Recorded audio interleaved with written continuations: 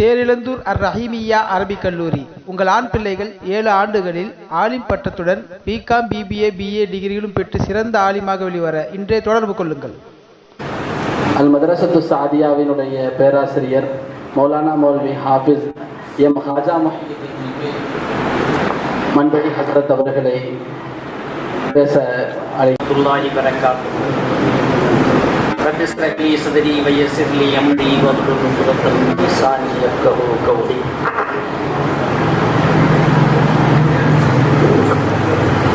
புதுகுரு மஹாசின மௌத்தாக்கும்.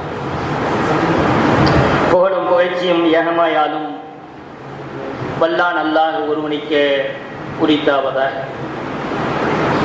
அவனின் தூதராய் அவனிலே அவதரித்த எம்பெருமானார் ரசூலுல்லாஹி ஸல்லல்லாஹு அலைஹி வஸல்லம் அவர்களின் மீதும், அன்னாரின் குடும்பத்தார்கள், தோழர்கள், தாபியீன்கள், தபே தாபியீன்கள், நல்லவற்றை எடுத்து சொன்ன இமாம்கள் மற்றும் இங்கே குழும்பி இருக்கக்கூடிய நம் அனைவரின் மீதும் அல்லாஹ்வின் சாந்தியும் சமாதானமும் என்றென்றும் உண்டாவதாக என்று துவா செய்தவனாக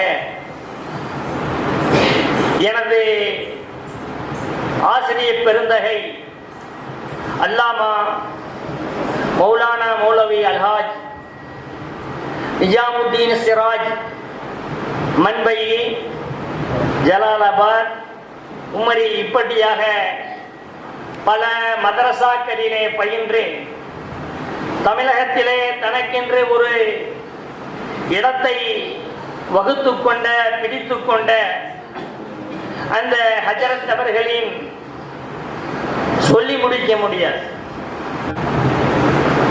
அந்த மதரசாவினுடைய பல விஷயங்களே எனக்கு தொடர்பு இருக்கிறது. 1985 ஆண்டு அந்த மதரசா ஆரம்பிக்கப்பட்டது. அந்த மதரசாவினுடைய முதல் மாணவன் நான். அதற்கு அடுத்ததாக சில மாணவர்கள் வந்தார்கள். எல்லாமே தாராபுரத்துக்காரங்க தான். அந்த சமயத்தில் மதரசாவுடைய நிலை எப்படி இருந்தது என்று சொன்னா, ஒரு கட்டிடம், ஓட்டு கட்டிடம் மட்டும் இருக்கும், மின்சாரம் இருக்காது. ஒரு அந்த நேரத்தில் இறைச்சிமஸ்தான் நகர் என்று சொல்லப்படக்கூடிய அந்த இடம் இருக்கிறத, அது ஒரு காடாக இருந்துச்சு, பனங்காடு, பனமரங்கள் சூழ்ந்திருக்கக்கூடிய ஒரு காடு. அந்த இடம் எப்படி கிடைச்சிச்சு அப்படின்னா, ஹஜரத் அவருடைய தந்தையார், அவர் இராணுவத்தில் இருந்தாங்க. அவங்களுக்கு அந்த இடத்தை ஒப்படைக்கப்பட்டது தன்னுடைய தந்தைக்கு. தந்தையிடம் பேசி, இந்த இடத்தை எனக்கு கொடுக்குறீங்க, இதில் நான் மதரசா ஆரம்பிக்கிறேன்.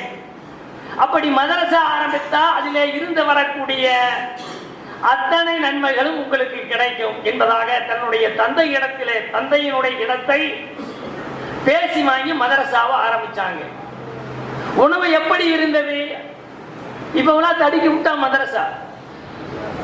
அப்ப தமிழகம் முழுவதுமே எண்ணி விடக்கூடிய அளவில் இருந்த மதரசா.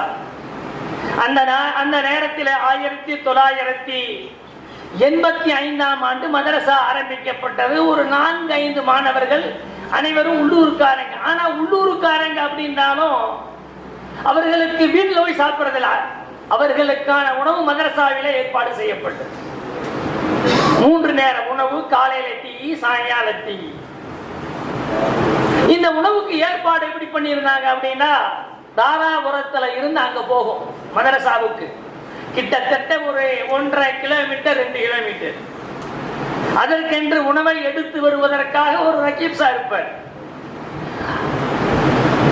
காலையில கொண்டாந்து கொடுப்பாரு, மத்தியானம் கொண்டாந்து கொடுப்பாரு, இரவுல கொண்டாந்து கொடுப்பாரு. அஜரத்தினுடைய சிந்தனை இருக்கிறது மிகப்பெரியதொரு சிந்தனை. நாமளும் மற்ற மதரசாக்களை போல நாமும் உணவை மதரசாவுல சமைக்கணும் அப்படின்னு. அதற்கு முதற்கட்டமாக ஒரு நல்ல ஒரு ஆலோசனை செய்தார்கள். ஒரு டப்பா, யாரெல்லாம் உணவு தருகிறார்களோ அவர்கள் வீட்டுல அந்த டப்பா வைக்கப்படும். நீங்க மத்தியானம் நீங்க உங்க வீட்டுல சமைப்பீங்கல்ல, அப்ப ஒரு கைப்பிடி அரிசி எடுத்து அந்த டப்பாவில போட்டுருங்க. ஒரு வாரமோ அல்லது ஒரு மாதமோ சென்று அந்த வசூல் பண்றதுக்கு வருவாங்க. நானும் அந்த பணியை செய்திருக்கிறேன். காலப்போக்கில் இது மிகப்பெரிய ஒரு வளர்ச்சியாக ஆரம்பிச்சு, மிகப்பெரிய ஒரு சிந்தனை. நீங்கள் நினைத்து பாருங்கள், இப்படிப்பட்ட சிந்தனை எல்லாம் அவ்வளவு சீக்கிரம் கிடைக்கிறாது. கிட்டத்தட்ட 38 ஆண்டுகளுக்கு முன்பு ஹஜரத் அவர்களுக்கு ஏற்பட்ட இந்த சிந்தனை. இப்ப காலப்போக்கில் அரிசிகள் அதிகமாக ஆரம்பிச்சிருச்சு. காலை உணவை மதரசாவிலே சமைக்கக்கூடிய ஒரு வாய்ப்பை அல்லாஹ் ஏற்படுத்தி தந்தான். மதியானமும் இரவு மட்டும் உணவு வெளியில் இருந்து வந்துட்டு இருந்துச்சு. ரகீப் சா இருப்பாரு. ரகீப் சா இல்லை என்று சொன்னா நானும் இன்னொரு நண்பரும் போய் உணவை எடுத்துக்கொண்டு வரக்கூடிய இப்படியாக பணிகளை செய்து வந்திருந்தோம். இலக்கணத்தை பற்றி சொல்லணும் அப்படின்னு சொன்னா, இலக்கணம் என்று சொன்னால் யாராக இருந்தாலும் சரி, ஆங்கிலத்தை இலக்கணமாக சொல்லக்கூடிய ஆசிரியர் கேட்டால் அதை இலக்கணமாகத்தான் சொல்லுவார். தமிழை சொன்னால் அதை இலக்கணமாகத்தான் சொல்லுவாங்க. இது இலக்கணத்துல இப்படி இருக்குது அப்படின்னு ஒட்டு. ஆனா கிட்டத்தட்ட ஒரு 33 ஆண்டுகளுக்கு முன்பு ஹஜரத் அவர்கள் சொல்லியிருக்கக்கூடிய அந்த இலக்கண வரி இருக்கிறது அல்லவா, சில வரிகள் எனது உள்ளத்திலே இன்னும் இருக்கிறது. காரணம் என்ன அப்படின்னு சொன்னா, அது இலக்கணமாக என்னுடைய உள்ளத்துல பதியல. அதை ஒரு வாழ்க்கை தத்துவமாக ஹஜரத் அவர்கள் சொல்லி காமிச்சாங்க. அரபியை அறிந்திருக்கக்கூடிய உலமாக்கள் அறிந்து கொள்ள வேண்டும், புரிந்து கொள்ள வேண்டும் என்பதற்காக சொல்லி காமிக்கிறேன்.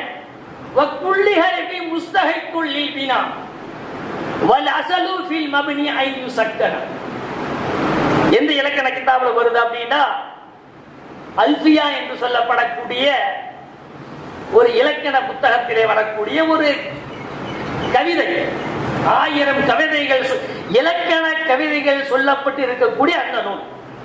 என்ன அர்த்தம் எல்லோரும் புரிந்து கொள்ளக்கூடிய விதத்திலே சொல்லி காமிக்கிறேன். ஒவ்வொரு எழுத்தும், அரபியிலே இருக்கக்கூடிய ஒவ்வொரு எழுத்தும் மபனியாக ஆகுவதற்கு, அதாவது சுக்குன் செய்யப்படுவதற்கு தகுதியானதாக இருக்கிறது. காப்புக்கு புள்ளி வச்சா இக்கி, இதுதாங்க இக்கி இஞ்சி. சுருக்கமாக புரிஞ்சு கொள்ளணும் அப்படின்னா இக்கி இஞ்சி, இது இலக்கணம். இன்னும் அந்த துறையில சொல்லி காமிச்சாங்க, ஒவ்வொரு எழுத்துமே சுக்கூன் செய்வதற்கு, சுக்கூன் வைப்பதற்கு தகுதியானதாக இருக்கிறது. இது ஒரு இலக்கண வரி, எல்லாத்துக்கும் புரிஞ்சிருச்சு. ஆனா ஹஜரத் அவங்க சொல்லி காமிச்சாங்க, ஒவ்வொரு கட்டிடமும் மபுனி என்று சொன்னால் இலக்கணத்தில் சுக்குன் செய்யப்படக்கூடிய எழுத்துக்கு மபுனி. ஆனா மபுனி என்ற அந்த வார்த்தை கட்டிடத்திற்கும் அரபியிலே பயன்படுத்தப்படும். அழகாக சொல்லி காமிச்சாங்க, ஒவ்வொரு கட்டிடமும் குடியிருப்பதற்கு தகுதியானதாக இருக்கிறது. இது இலக்கணத்திலே வரக்கூடிய ஒரு கவிதை. ஆனால் அந்த கவிதையை வாழ்க்கை தத்துவமாக ஹஜரத் சொல்லி காமித்தார்கள் என்று சொன்னால், ஹஜரத்தினுடைய அந்த இலக்கணத்தை ஒரு வாழ்க்கை தத்துவமாக சுமார் 33 ஆண்டுகளுக்கு முன்பு ஹஜரத் அவங்க சொல்லி காமிச்சிருக்கக்கூடிய இந்த விஷயம் எனக்கு இன்னும் நினைப்புல இருக்குது. அப்படின்னா இலக்கண ரீதியாக அதை நான் புரிந்து கொள்ளவில்லை, வாழ்க்கை தத்துவமாக நான் புரிந்து கொண்டேன்.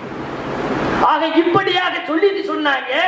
இந்த ஒரு வரி மட்டுமல்ல, அந்த அல்பியா என்று சொல்லப்படக்கூடிய அந்த கிதாபிலே வரக்கூடிய 1000 பைத்துகளும் வாழ்க்கை தத்துவமாகத்தான் இருந்து கொண்டிருக்கிறது என்பதாக ஹஜரத் அவர்கள் சொல்லி காண்பித்தார்கள். ஆரம்பத்தில் எப்படி இருந்துச்சு அந்த மதரசா? மதரசா இர்ஃபானுல் ஹுதா. சில காலங்களுக்கு பிறகு தாருல் உலூம் இர்ஃபானுல் ஹுதா. இந்த இரண்டும் இருக்கின்ற பொழுது ஹஜரத் அவர்கள் இருந்தார்கள். இப்ப என்ன ஆச்சு? ஜாமியா இர்ஃபானுல் ஹுதா.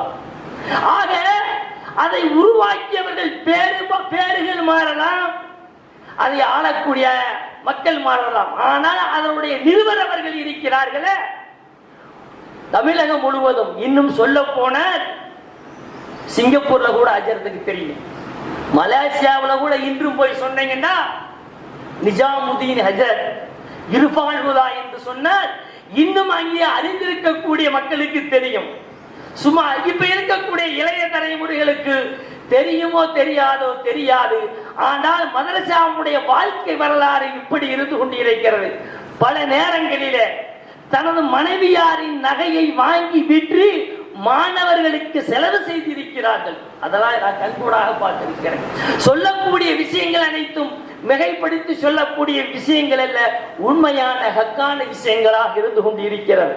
ஆக இந்த மதரசா, அந்த மதரசா உருவாகுவதற்காக அவர்கள் தன்னை தானே அழித்துக் கொண்டார்கள் என்று சொன்னால் அது மிகையான விஷயமாக இல்லை. ஆக அவர்களால் எப்படி மதரசா தோன்றுவிக்கப்பட்டதோ அதே போல அவருடைய மகனார் அவர்கள் இப்ராஹிம் ஹஜரத் அவர்கள் இந்த மதரசாயை எப்படி தன்னுடைய தந்தையார் ஒரு தூய எண்ணத்தோடு அல்லாஹ்விற்காக நாம் செய்கிறோம்.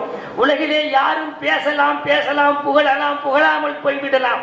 அதை அனைத்தையும் நாம் தூக்கி எறிந்துவிட்டு இலாசாக நாம் நடப்போமே என்று சொன்னால் அல்லாஹ் சுப்ஹானஹு வ தஆலா அந்த இஹ்லாஸுக்கு பகரமாக, நம்முடைய நல்ல தூய எண்ணத்திற்கு பகரமாக அல்லாஹ் சுப்ஹானஹு வ தஆலா இது போன்ற மதரசாக்களை வளமானதாக நலமானதாக, 1000 பேச்சுக்கள் பேசப்படலாம், 1000 பொய்யுரைகள் பேசப்படலாம், அதையெல்லாம் அல்லாஹ் சுப்ஹானஹு வ தஆலா மனதிலே ஏற்படுத்தி விட போவதில்லை.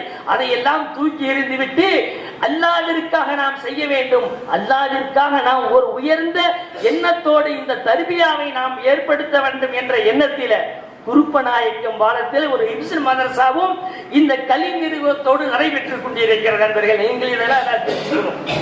அதுபோல பெண்களுக்கான மதரசா நடைபெற்றுக் கொண்டிருக்கிறது, தர்பியாவுக்கான மதரசாக்கள் நடந்து கொண்டிருக்கிறது. ஆக இந்த இலாசாக செய்யப்படக்கூடிய இந்த மதரசா நீண்ட காலம் கியாமத் நாள் வரை அல்லாஹ்விற்காக, அல்லாஹ்வுடைய ரசூலுக்காக இந்த தீன் மேம்பட வேண்டும் என்ற எண்ணத்தோடு நடைபெற்றுக் கொண்டிருக்கிறது. நீங்கள் அனைவரும் இந்த மதரசாவிற்கு துவா செய்ய வேண்டும். வரக்கூடிய காலகட்டத்திலே உங்களுடைய பெண் குழந்தைகளை இந்த மதரசாவிலே சேர்த்து அதிகமாக உங்களுடைய வீட்டிலே ஒரு தீனுடைய நிலையை, சூழ்நிலையை உருவாக்க வேண்டும் என்பதாக நல் வாய்ப்புக்கு நன்றி கூறி நிறைவு செய்கின்றேன். வாஹிது தாவானா அல்ஹம்துலில்லாஹி ரப்பில் ஆலமீன். அஸ்ஸலாமு அலைக்கும் வரஹ்மத்துல்லாஹி வபரகாத்துஹு.